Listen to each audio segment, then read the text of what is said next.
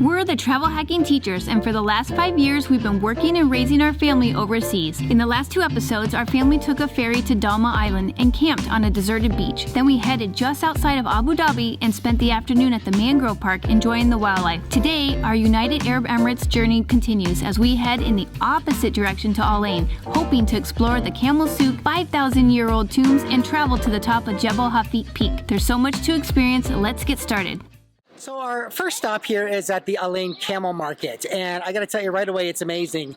There are all types of animals here, camels and sheep and goats, and it's just vendor after vendor, row after row of the animals. It is in the back though. When we first pulled up, we saw sort of an empty parking lot, but I'm glad we went a little further in, and now we've come across all the animals. So this is definitely worth a stop, but this AIN Camel Market so far is awesome.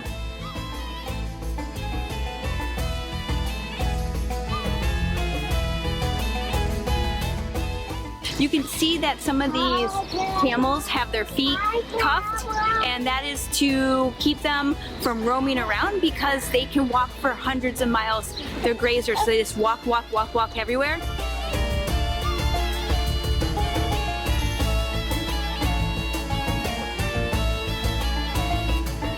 So one very cool component here is that these camels, one of the guys, the vendors was telling us, most of them here are used for meat or for milk purposes. So they're basically, eventually going to be sold off for either their meat or their milk. Very cool. All right, so the AIN Camel Market is really fun, and if you have kids, they will love to see the baby camels and the baby goats and the big camels licking the salt lock. If you speak just a little bit of Arabic, like Maslama and Mahava and Shukran, and it really opened up conversations. Yeah, then the vendors are way more likely to talk to us and engage us in conversation when you show just a little effort in Arabic. So that goes a long way here. Definitely worth a stop. Up next is going to The fort. Gonna go check out a fort. See you there.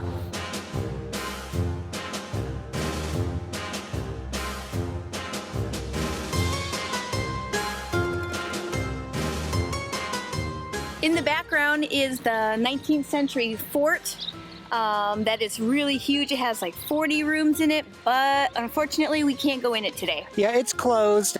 You know, at least we get a nice view of the outside. It does look impressive. So when you come this way, definitely check it out. Hopefully it'll be open for you at that point in time. For us, I mean, at least it looks cool from the outside. I mean, I imagine on the inside it's pretty sweet too. A frame of reference, again, we're using the UAE Off Road Book. This is Route 30, and we are at the Mezyad Fort, which again is closed, but just to show you kind of what the map looks like for your journey down here. Okay, we started here at this GPS point. We basically typed that into Waze, which was super helpful. Took us right to the roundabout. We drove down, hit the Camel Market right up here, and we continued all the way down, stopped at this gas station for bathrooms, and we are at the fort now. So we are going to backtrack. We're going to head up and we're going to go to the Hafeet Tombs next, and hopefully that'll be open and fully accessible to us on our journey with Route 30.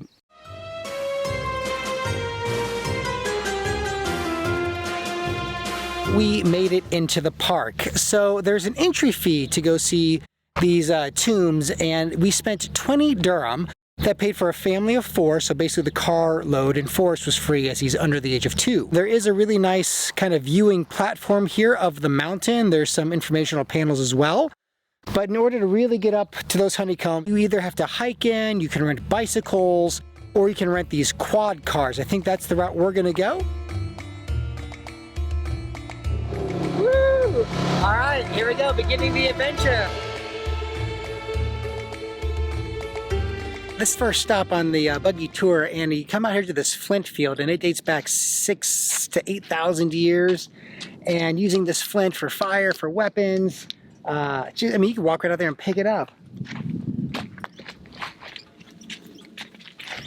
Yeah, very, very cool.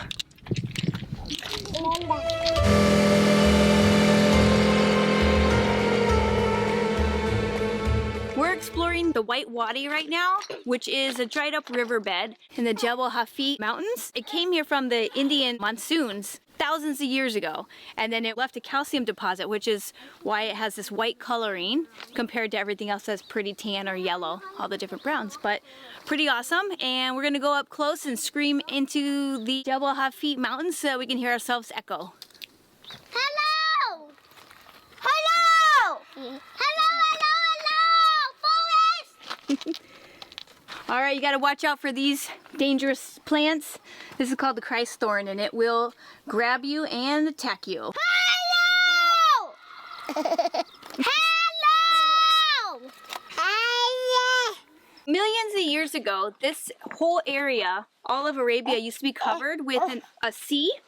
And so we have this great thick deposit of limestone. With the rain and erosion over the years have created these pockets that have been these little caves or little homes for the lizards. They like to lay their eggs in them. And then there's even great big caves up in the mountains where people used to hide out in and escape the heat and the sun.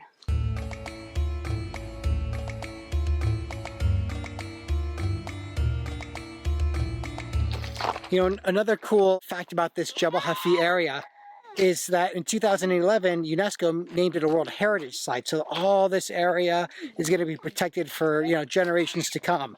So very cool. Hopefully you've got the opportunity to come out here. And if you do, renting those quads is definitely the way to go.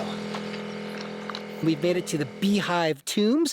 This is what I've been most excited to see, and it doesn't disappoint. Our guide told us this story about how Sheikh Zayed brought over a bunch of Danish archaeologists in the 1950s, 60s, and 70s, and they've discovered over 120 of these Beehive tombs. In them were bodies, property that the person owned, and they date back some 5,000 years.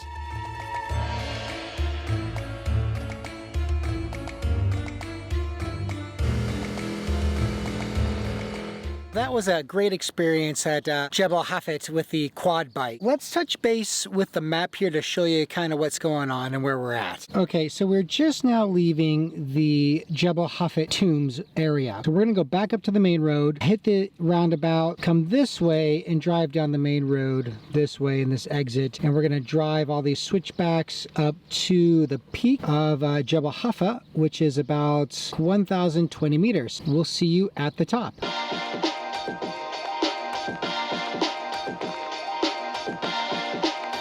Feeling the burn. Feeling the burn.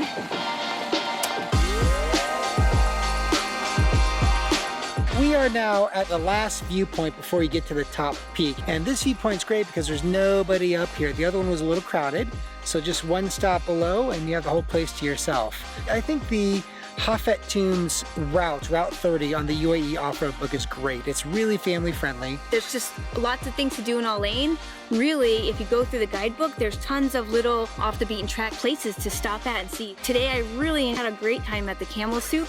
That was pretty cool. Everyone there was really friendly, and again, with just a little effort in Arabic, they invited us right up and had great conversations with us about the history of the camels and what they're there for. Also, the Beehive Tombs were probably my favorite. Riding those dune buggies, totally worth it. The kids love that adventure. And ultimately, to do the drive up here for these views is a really nice thing to do, kind of a icing on the cake type of trip. If you like what you've seen here today, do subscribe and hit the bell notification to stay up to date on our latest travels, including awesome road trips throughout the UAE. Yes. And we'll see you in the next episode.